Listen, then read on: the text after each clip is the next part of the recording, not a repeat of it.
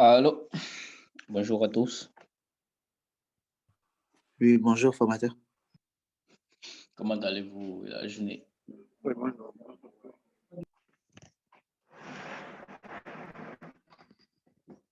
Oui, Ah ça ben, va. moi, Ça va. je suis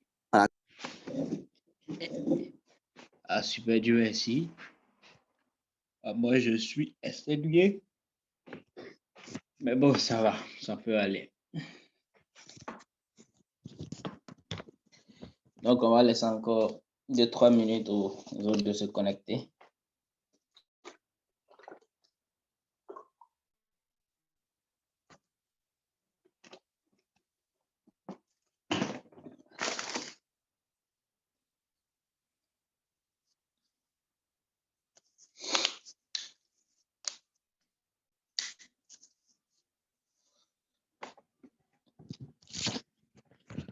Aujourd'hui, on va aller un peu plus vite parce que je pense que pas mal de personnes ont compris le principe du modèle. Donc, on va aller un peu plus vite.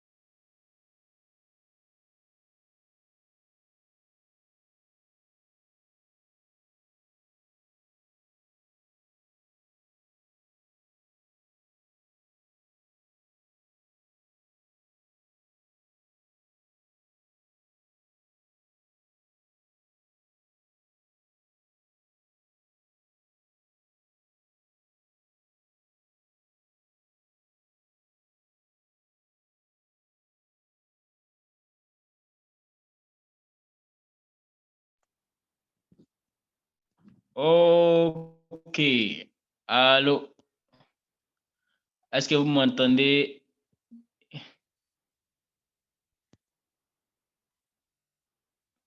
J'avais coupé le son, en fait. Et puis, j'étais en train de parler. J'avais coupé le son et puis je parlais. Est-ce que là, vous m'entendez? Oui, oui, c'est bon. T'entends.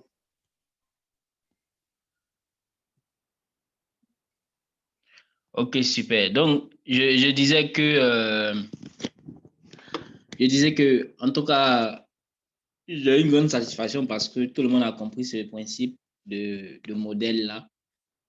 Tous ceux qui ont rendu l'exercice ont fait du très bon travail. Ils ont compris ce principe-là. Et puis, voilà, pas mal de personnes aussi avec qui j'ai travaillé, disons qui m'ont contacté, avec qui j'ai travaillé, notamment Monsieur Zozo, Madame ou Mademoiselle Mantuela, puis deux, trois personnes encore, avec qui on a, qui, en tout cas, qui sont venus me poser pas mal de questions en privé. Voilà, on a essayé de corriger ce qu'on devait corriger. Et puis, en tout cas, dans l'ensemble, je vois que pas mal de personnes comprennent ce principe-là et c'est déjà bien. Toutefois, si vous avez encore des questions, n'hésitez pas. N'hésitez pas, vous m'écrivez soit en privé si j'ai le temps. En tout cas, tant que j'ai le temps, je vais répondre. Et puis, on va essayer d'avancer comme ça. Maintenant, on va continuer sur cette lancée-là. On va continuer d'écrire les modèles, essayer de terminer le modèle et puis maintenant avancer sur Angular. Aujourd'hui, on ne va pas trop tarder. Jusqu'à 22h00, on pense que on va mettre fin à la réunion. Parce que là, moi, je suis très fatigué.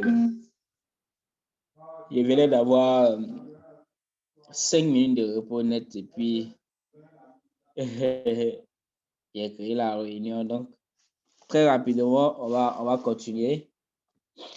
Mais d'abord, si vous avez des questions, quelqu'un a une question? Quelqu'un a une question qui veut me poser? Oui, allez-y, Madame Sidibé.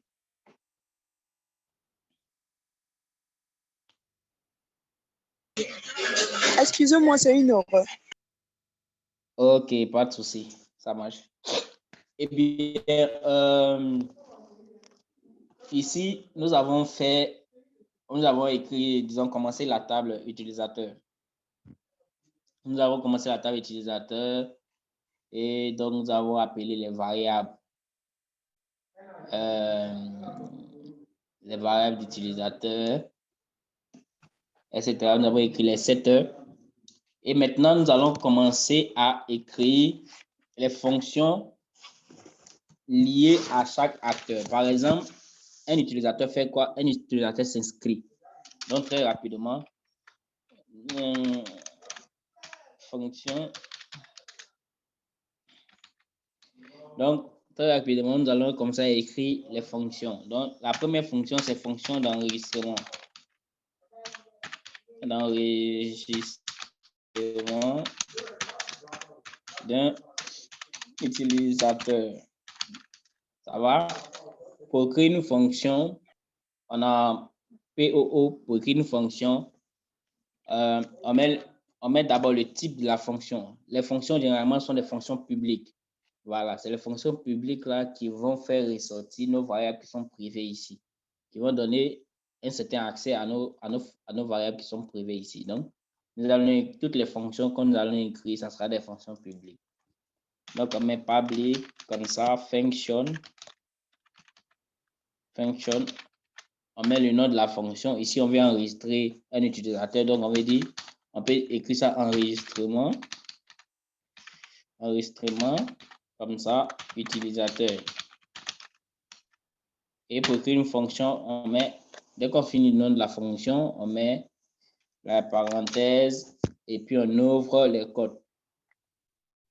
Ça, à l'intérieur des codes, là, on va travailler. Maintenant, on veut enregistrer un utilisateur. On va écrire des requêtes pour les mettre dans la base de données.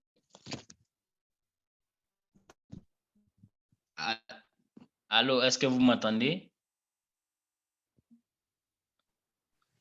Oui, on m'entend. Signifiez-moi si vous m'entendez. Vous voyez une erreur sur mon Wi-Fi ici. Et je pense que... Ok, d'accord. Donc, ici, donc très rapidement...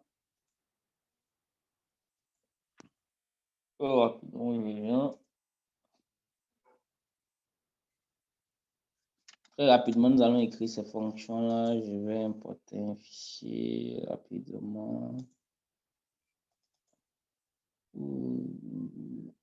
Parce que c'est...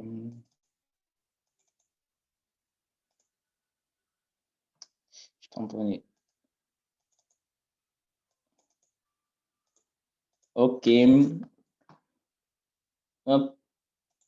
Très rapidement, je vais importer un fichier. Voilà, je pense que je l'ai. Nous allons écrire des requêtes. Les requêtes en MySQL. Donc, il y a les requêtes d'insertion, il y a les requêtes de récupération, dont on appelle les select, il y a des requêtes de modification, des updates, des requêtes de suppression, des delete. Voilà. Donc, ici, pour pouvoir faire une inscription, on va déclarer d'abord une variable qu'on va appeler Q. De la Q, par exemple. On peut l'appeler comme on veut. Mais Q va prendre, donc on ouvre une variable, on la ferme. Q sera une valeur,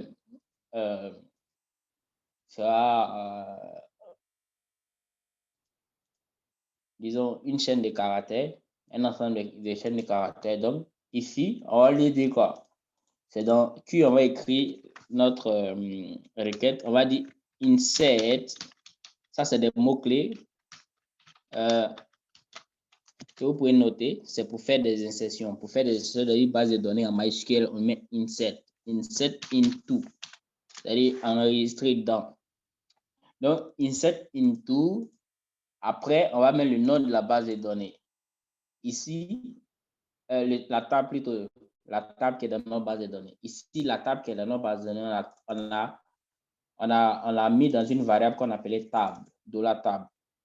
Et comme on a en programmation orientée objet, pour utiliser une variable qui existe, on met le mot-clé 10, si vous n'avez pas oublié. Comme ça. Donc, on a 10 table.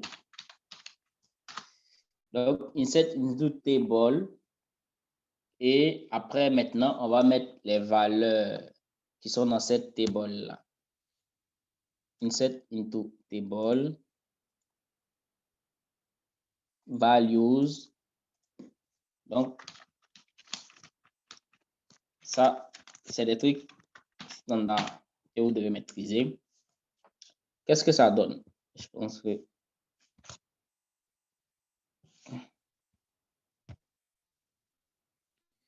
OK. Donc, ici, il faut être très attentif. Donc, on dit d'enregistrer dans la table thisTable. ThisTable, la valeur thisTable, c'est utilisateur. Donc, ici, comme ça prend utilisateur, on va dire insert dans utilisateur, dans la table utilisateur, avec les valeurs qui sont pointées de manière suivante. Je m'explique. Ici, on sait qu'un utilisateur a quoi? Un ID, un nom, un prénom. Donc, c'est dans et ces mêmes champs sont dans la base de données. Donc, on va dire quoi? Il faut enregistrer dans ces champs-là. Et comme l'idée, il est auto-increment, nous, on n'a plus besoin de dire n'a qu'à insérer, puisque une fois qu'il y a une insertion, il va automatiquement remplir le ID utilisateur que voici. Donc, nous, on va dire, bon, d'accord, faut insérer les informations, faut insérer les nouvelles entrées vont venir, il faut les insérer dans les champs suivants. Mais nous, on ne compte pas enregistrer avec l'ID. C'est le premier qui est un auto-incrément. C'est parce qu'on l'incrémente automatiquement que nous, on va mettre nul ici. Nul, ça ne veut pas dire que ça va prendre la valeur nulle. Ça va plutôt laisser se changer pendant qu'il va venir mettre les informations. Quand il va voir nul, il va voir que le premier champ, c'est ID. Donc, sa valeur qu'il va prendre là, quand il va voir nul, il va le sauter parce que l'ordinateur va le remplir automatiquement ou bien le système va le remplir automatiquement. Donc, lui, on le met nul. Voilà. Et après, ID utilisateur, on a non utilisateur. Donc, on copie ça comme ça. Non utilisateur, comme lui, c'est la valeur que l'utilisateur va rentrer, qui va prendre, donc on ne met pas nul. Donc ici, on met 2 points nul. 2 points plutôt non utilisateur. Le 2 points, c'est pour, disons, donner, pour cibler au fait. Parce qu'il y a des requêtes que vous allez écrire, vous ne serez pas obligé d'écrire ça comme ça. D'écrire, je vais essayer de remplir ça. Ici en commentaire, disons avec le bas pour que vous vont remplir. Ils vont mettre insert into, ils vont mettre le nom de la table, par exemple c'est utilisateur, ils vont mettre utilisateur comme ça. Et puis ils vont ouvrir la parenthèse. Ils ne vont pas mettre values d'abord. Ils vont ouvrir la parenthèse et puis ils vont citer les champs qui sont dans la base de données. Si c'est ID, ils vont mettre ID. S'il y a nom, ils vont mettre nom. S'il y a prénom, ils vont mettre prénom. S'il y a âge, ils vont mettre âge. Et puis, ils vont venir ici, ils vont mettre values maintenant, comme ça. Et ils vont mettre des points d'interrogation. Donc, de champs disponibles. On a 1, 2, 3, 4, 1, 2, 3, 4. Ça va? Cette manière aussi, c'est une manière de truc, d'écrire. Mais nous, pourquoi on l'écrit pas? On ne va pas l'écrire de cette manière parce qu'on est en programmation, on est obligé. Et on a des valeurs en privé, ça va? Des valeurs en privé qui sont ici, qui vont récupérer les données que l'utilisateur va entrer. Et donc, comme ces valeurs privées-là vont les récupérer à travers les setters. Donc, il explique le schéma. Ici, on a des valeurs qui sont privées. On sait que les valeurs qui sont privées, les autres, disons, à l'extérieur de cette classe-là, on ne peut pas accéder à ces valeurs-là. Donc, comment faire? Puisque l'utilisateur, lui, doit mettre un nom, il doit mettre un prénom, mais ici, nous, on a privatisé ça. Si vous veut utiliser ça, si vous dites ça comme ça, disons, on a protégé ça et utiliser ce thème-là. Comme on a protégé l'utilisateur, lui ne peut pas accéder à ça directement. Donc, on va écrire des setters. Des setters, c'est des petites fonctions publiques. On va leur dire quoi? Toi, les setters, comme tu es public, on va mettre la valeur, par exemple, de l'idée comme il est rempli automatiquement, il ne va pas prendre ça comme exemple. Comme toi, tu es public, toi, et que tu pourras sortir, toi, va récupérer la valeur du nom et puis mets ça ici. Donc, le setter, par exemple, utilisateur, il va mettre la valeur du nom ici. Quand il va mettre ça, il va mettre la valeur du nom ici. Et quand il va arriver dans la classe qui est là, puisque où il va aller récupérer la valeur, il va aller récupérer ça dans le contrôleur. Donc, on va l'écrire plus tard. Donc, le setter, la petite fonction qui est là, va aller récupérer ça dans le contrôleur. Et la valeur sera ici, entre parenthèses. Ça sera dans sa parenthèse ici. Et quand il va arriver dans le modèle, il va venir mettre ça, il va venir donner ça. Quand il va arriver dans le modèle, il va venir donner ça à notre utilisateur, vice-utilisateur ici qui est privé. Ça va? Et donc, on a assigné maintenant une valeur à notre utilisateur qui est privé. Et c'est cette valeur-là qu'il va venir récupérer, qu'on va venir mettre dans la base de données à travers notre insert ici. Donc, je reprends encore le schéma. Je reprends encore le schéma. Il y a quelqu'un message. Ah non, ok. Donc, je reprends encore le schéma. Ici, on a mis des valeurs qui sont privées. Et on a dit ici que les valeurs qui sont privées ne sont pas accessibles en dehors de la classe utilisateur. Et donc, pour ce faire, puisque ces valeurs privées-là doivent contenir, doivent en réalité avoir, ces valeurs privées doivent en réalité avoir des valeurs pour que notre insert ici puisse les utiliser et mettre dans la base de données. On va écrire des petites fonctions qu'on les appelle les setters. Les setters sont publics. Donc, ces setters pourront sortir du modèle qui est là, aller dans le contrôleur que nous allons créer plus tard. Et ces setters-là vont aller prendre les valeurs que l'utilisateur va entrer dans les champs, dans le formulaire. Ces setters-là vont les récupérer et venir les mettre ici. Et quand ils vont les mettre ici, ceux-là maintenant pourront venir les mettre dans notre insert ici. Et comme c'est un schéma comme ça, on ne peut pas utiliser cette manière standard d'écriture. Puisque c'est la programmation orientée à l'objet. Si on utilisait un PHP simple, on allait pouvoir le faire. Donc, ici, nous, on va lui dire quoi? L'idée, comme il est auto-incrément, on le met nul parce que le système va se charger de l'écrire seul. Pour le nom utilisateur, on va mettre 2 points devant pour dire, OK, dans la base de données, il y a un champ qui s'appelle nom utilisateur, mais ce nom utilisateur-là, faut le mettre comme un pointeur. C'est-à-dire quoi? On va mettre 2 points dessus pour dire, lui, il sera relié à une autre valeur qu'on va écrire un peu plus en bas. Donc, attends, je vais finir d'écrire. Attendez que je finisse plutôt d'écrire cette ligne-là. Et puis, on va mieux expliquer en bas.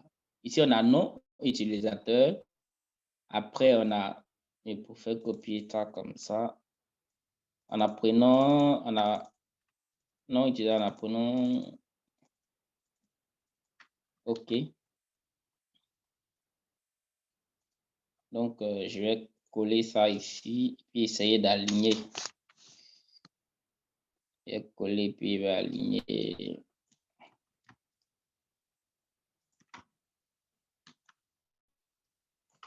Comme ça. Fait. Voilà.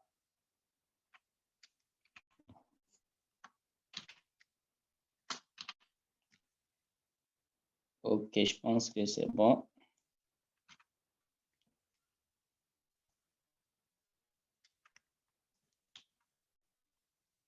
Et puis, je colle. Donc, ça veut dire quoi? Ici, c'est les champs qui sont dans la base de données. C'est ordonné. Hein. Et quand vous partez dans la base de données, après, il est utilisateur, vous avez trouvé nom utilisateur, prénom utilisateur, etc. Donc, on va lui dire quoi? On va lui dire, insère dans la table base de données, dans le champ qu'on appelle nom utilisateur. Après, dans le prénom dans le champ qu'on appelle prénom utilisateur, et ainsi de suite. Mais, on m'a mis les 2 points devant pour lui dire quoi?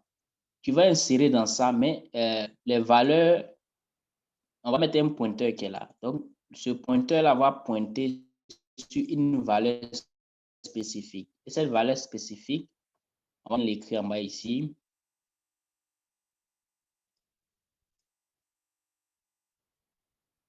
Je descends. OK. Après, ici, je descends. J'appelle ça de la résultat. De la résultat.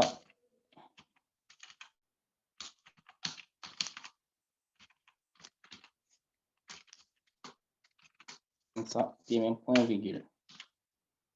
Non, plutôt. Et donc, ici, lui, il sera égal à notre chaîne de connexion. Donc, cette connexion sera pointée spécifiquement dans notre base de données. Donc 10 connexions, comme ça. 10 connexions et tu vas préparer la requête. Tu vas préparer prepare $q. Et j'écris la dernière ligne qui va donner résultat. Execute. Execute. Comme ça, un point virgule. Et array. Point virgule. Je finis d'écrire et puis j'explique. Comme ça, on va mieux comprendre. Execute array. Et puis, je vais copier cela encore.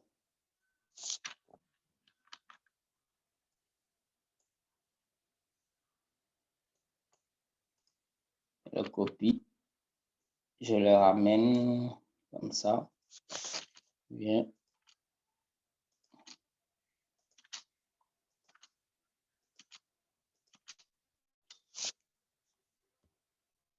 Ah, il reste 10 minutes, donc pas grave. Je pense que on pourra finir d'écrire cette requête-là.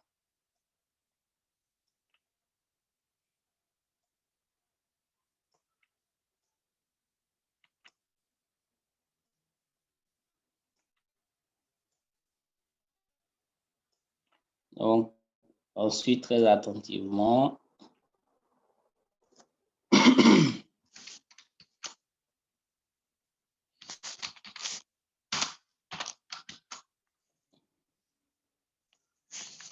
OK.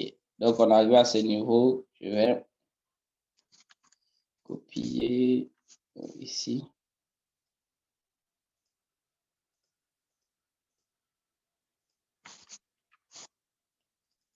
Et chacun va prendre sa valeur.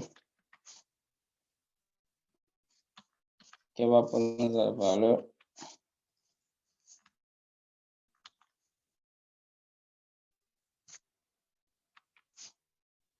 Oui, allez-y, CDB.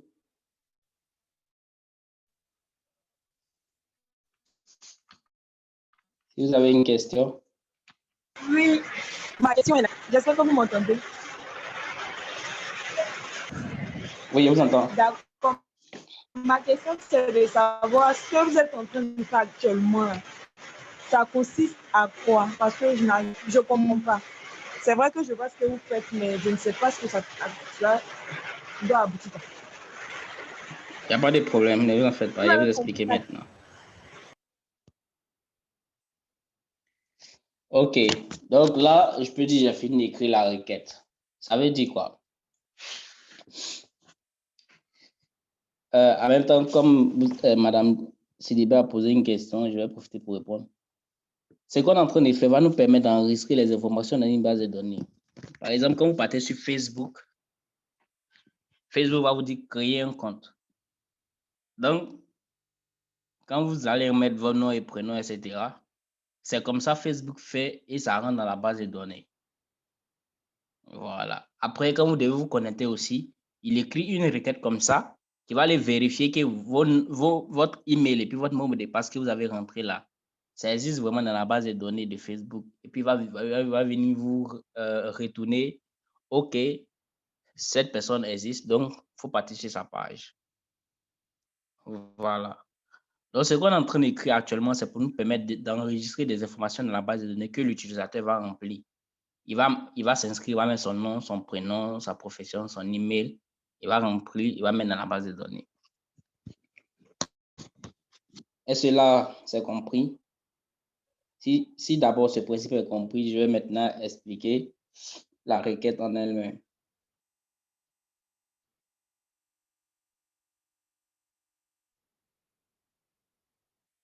Madame CDB, c'est compris? Oui, j'ai compris maintenant. Merci à vous. OK, je vous en prie. Aujourd'hui, là, je parle un peu faiblement parce que je suis fatigué. Vraiment désolé. Donc, je vais maintenant expliquer tout ça. Comme je le disais tantôt, on doit enregistrer des informations dans la base de données. Mais ces informations-là, ça va, doivent être dans ces variables-là, ici, qui sont privées. Et comme elles sont privées, elles ne peuvent pas sortir de la classe. Qu'est-ce qu'on fait? On va écrire des petites fonctions qu'on appelle des setters. Les setters, c'est des accesseurs, c'est des gens, c'est des fonctions qui vont prendre, qui sortent, qui ont la possibilité de sortir de ce modèle, de cette classe, sortir, aller prendre l'information et puis les ramener là-dedans et donner les valeurs qu'ils sont allés chercher là aux variables privées correspondantes. C'est un peu comme dans une termitière où la reine des termites est à l'intérieur, mais les autres fourmis, ou bien c'est les termites, sortent pour aller chercher à manger, qui ramènent, mais la reine ne sort jamais, d'après ce qu'on nous dit. On n'a pas fait cette étude-là. Mais... Et donc, c'est un peu comme ça se passe. Donc, ici, quand je prends ID utilisateur, on va créer une petite fonction, voilà, qui est là, qui va lui ramener, qui va, elle, aller chercher la valeur de l'identifiant que l'utilisateur va mettre là-bas et venir donner ça à son correspondant ici. On prend le nom utilisateur. Cette fonction-là va aller prendre le nom utilisateur que l'utilisateur va rentrer. Il va mettre ça dans la variable privée utilisateur ici. Et cette variable privée-là, elle va constituer à faire l'insertion. Pour insérer, on écrit une requête d'insertion en MySQL. Donc, on fait une première chaîne de requête qui dit quoi? Insert into table. Ici, table ici, c'est la table utilisateur. Donc, insert dans la table utilisateur ou d'abord, le premier champ, c'est ID utilisateur. Comme c'est plutôt ID utilisateur et que c'est le système qui se charge de remplir ça automatiquement, nous, on va mettre ici nul parce que nous, ce n'est pas à nous de rentrer ça. On va mettre nul, mais le système sait qu'il doit rentrer ça, il doit rentrer une valeur obligatoirement dans la base de données, donc il va incrémenter à chaque fois qu'il y a une insertion. Après, l'ID utilisateur, il y a nom utilisateur, il y a prénom, il y a profession, etc. Donc, mais insère dans nom, insère dans prénom, les valeurs qui sont ici. Ces valeurs-là, comment après on met ces valeurs-là dans la base de données? On crée des pointeurs, des petits points ici, on crée des pointeurs. On crée le pointeur de nom utilisateur. Donc, ce nom utilisateur existe dans la base de données, mais on lui donne un pointeur. On met 2 points devant. Ce pointeur-là, le voilà, qui est là. Donc, ce pointeur-là va venir récupérer la valeur qui est dans non utilisateur, qui est dans la variable privée non utilisateur. On est dans la même classe, donc on peut utiliser non utilisateur ici. La valeur 10 non utilisateur, comme on est dans la même classe, on peut l'utiliser comme on veut, mais on ne peut pas sortir de la classe avec cette valeur-là. Donc, le pointeur qui pointe sur non utilisateur va venir prendre la valeur qui est dans non utilisateur. Le pointeur qui pointe dans prénom utilisateur va venir prendre la valeur qui est dans prénom utilisateur. Le pointeur qui pointe la profession va venir prendre ça et ainsi de suite. Après, il y a le pointeur. Nous-mêmes, on peut définir la valeur. Par exemple, l'utilisateur, quand il va s'inscrire, il va mettre son nom, il va mettre son prénom, il va mettre sa profession, il va mettre son email, il va écrire son mot de passe, il va écrire son téléphone. Mais la valeur is deleted qui permet de voir si l'utilisateur a supprimé ou bien n'a pas supprimé son compte. Ce n'est pas l'utilisateur lui-même qui va remplir ça. Voilà. Donc, au préalable, nous, on peut donner une valeur ici par défaut. C'est-à-dire quoi? Quand l'utilisateur est, si is deleted est 0, c'est-à-dire l'utilisateur n'est pas supprimé. Mais si c'est 1, l'utilisateur est supprimé. Donc, l'utilisateur ne peut plus accéder à la plateforme. Mais nous, on a toujours ces informations. J'ai expliqué ce principe la dernière fois. Donc, ici, nous, on peut donner une valeur. Puisque c'est une valeur que lui, il doit récupérer pour venir mettre ça dans son correspondant qui est ici. Donc, nous, on peut lui donner une valeur par défaut qui est là, puisque ce n'est pas l'utilisateur qui est chargé de remplir ça. Voilà. C'est nous, au niveau de notre système, comme il est inscrit au début, donc ça veut dire qu'il n'a pas supprimé son compte puisqu'il n'est pas inscrit. Donc, nous, on va lui donner une valeur pour dire, comme l'utilisateur vient s'inscrire, donc il vient de s'inscrire, donc il n'a pas décidé de supprimer son compte. Donc, comme c'est 0 qui montre qu'il n'a pas supprimé son compte, nous, on peut lui donner une valeur 0 ici. Voilà. On peut lui donner une valeur 0 ici. La date utilisée dans le contrôleur. Ici aussi, on peut l'écrire ici, comme on peut l'écrire dans le contrôleur. Mais je préfère écrire ça dans le contrôleur pour que, d'abord, tout le monde puisse bien assimiler. Donc, la valeur, par défaut, si on peut la mettre dans le modèle ici, directement. Pointer ça sur la variable, sur le champ, pointer ça sur le pointeur, qui est le pointeur isDeleted, qui est notre champ dans la base de données, ou on peut l'écrire dans le contrôleur, et quand on l'écrit dans le contrôleur, on va donner cette variable à 10 isDeleted qui va venir mettre ça là-dedans. Voilà. Est-ce que jusque-là, vous avez compris? Il reste 30 secondes pour que la réunion se coupe. Bon, d'accord, je vais prendre une nouvelle